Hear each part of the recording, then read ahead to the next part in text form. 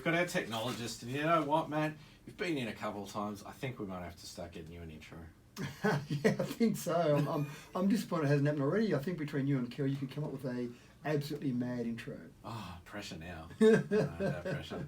The pressure's on you because we're going to talk technology. You up for it? All right, let's have a crack. All right. What about, you mentioned something in your newsletter about helping with phobias.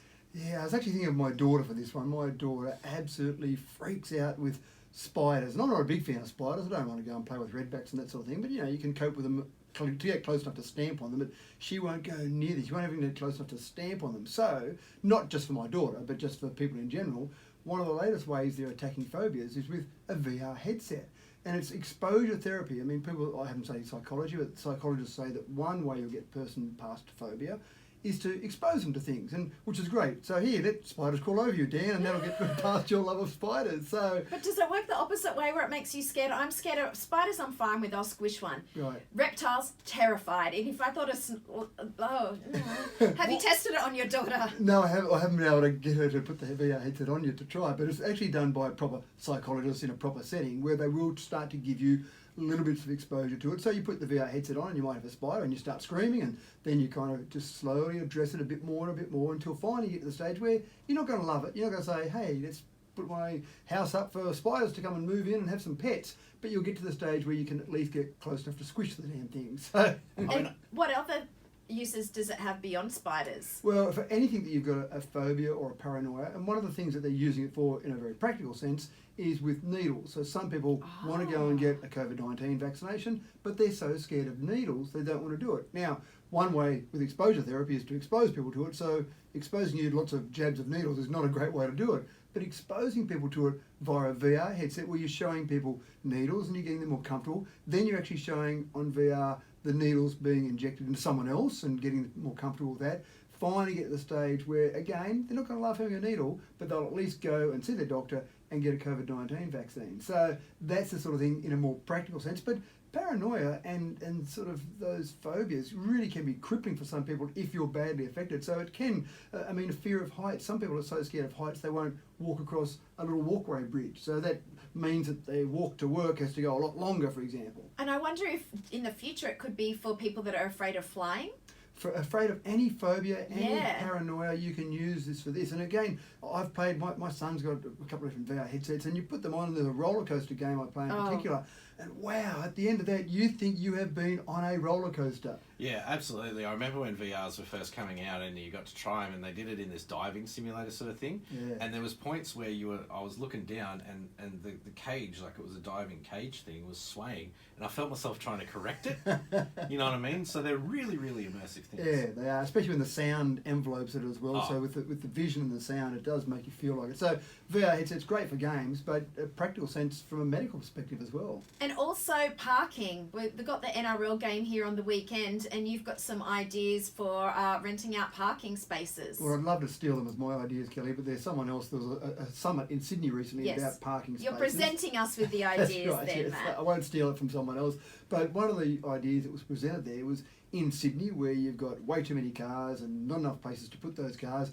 It's a real problem for the government to go and build new car parks, especially around train stations where people drive to there and then catch a train to work, or around hospitals where people are congregating, obviously.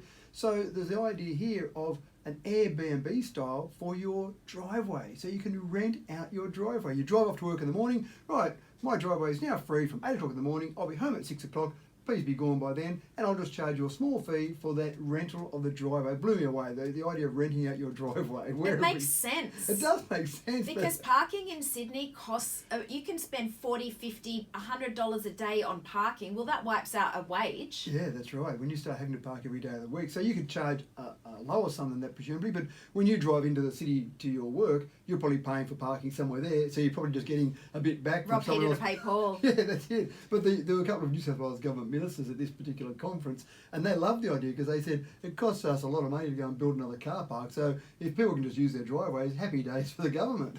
I'll tell you what, I don't have much of a garden in the backyard. I just ripped the Hills hoist out for the weekend. I would have made a killing for the show. Well, you might have had 3 or 4 people parking in the backyard. The only concern I would have, Dan, is you go off to work in the morning and someone parks there and you see it come through when you're out that, yep, someone's in there. and then you get home at 6 o'clock that night and they haven't moved. That'd And then be- yeah. you've got a problem, and you've got to go and find another driveway to rent out that you can then park in while that person's coming out of yours. And, yeah, so Or a that's- tow truck to or a hire. tow truck, But yeah. it could work with the NRL on the weekend, couldn't it? Because when there's a big event in a place, it makes sense to go to local places close by Yeah, would you're that right. work in Dubbo? Well, absolutely, yeah. The app hasn't been developed yet, but I reckon you could do it on a manual basis. Just stand out the front of the side? driveway. Hey, $20 and you can park in my driveway.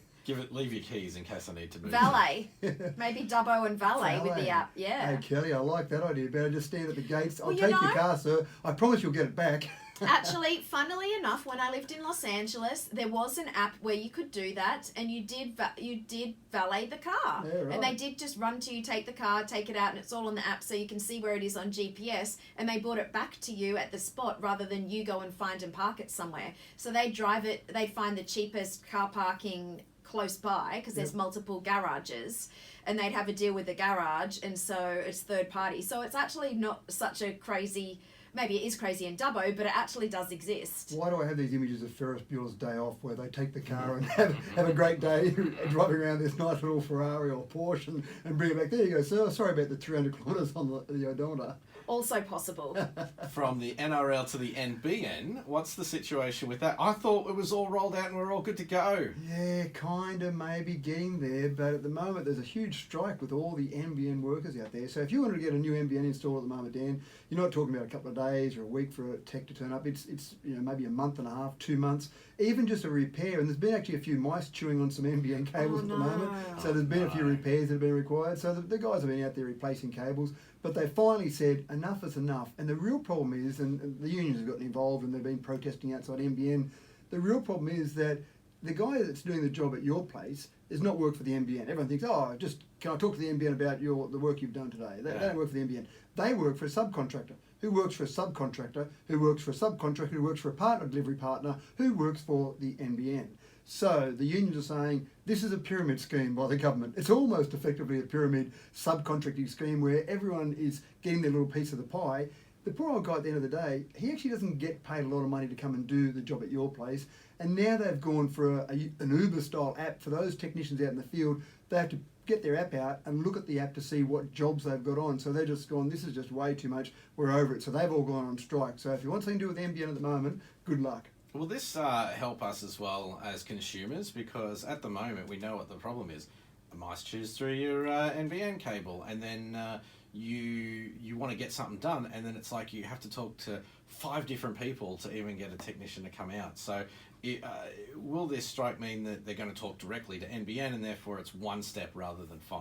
It's a good idea, but NBN the design of NBN was really that they're never going to deal with the public. NBN set up specifically to deal with retail service providers. So the Telstras, the Optuses, the Aussie Broadbands, all those companies, they deal with the public. But the problem for those companies at the moment, they're relying on the NBN. So when you talk to whatever your retail provider, service provider is, when you talk to them, they can't actually send one of their technicians out because they're not allowed to work on the NBN network. So they've got to talk to a booking process to get the NBN to then pass it down to their partner, delivery partner, and go through the subcontract. And then finally, 3 weeks later, Jimmy turns up to your place and said, Dan, what's the problem? So it is, to my opinion, if I can throw in a slight curveball here from a government perspective, 10 years ago when the NBN was started to be set up, they knew they were going to be rolling out the NBN for 10 or 15 years. They should have just employed all the subcontractors rather than make them subcontractors at so many different levels. It just makes more sense. But it is a problem for NBN at the moment because of this strike, and finally they might get a bit of action in terms of the employment conditions.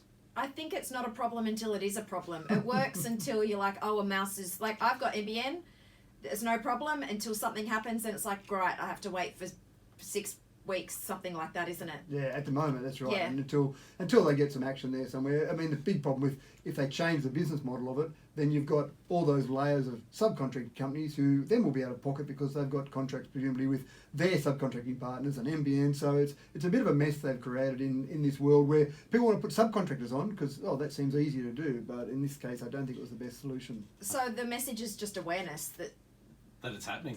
I guess, isn't it? So if you do have something happen with your NBN, good luck, basically. Yeah, I just give the evil eye to every mouse that I see. I'm like, don't you chew that through that NBN, Mickey.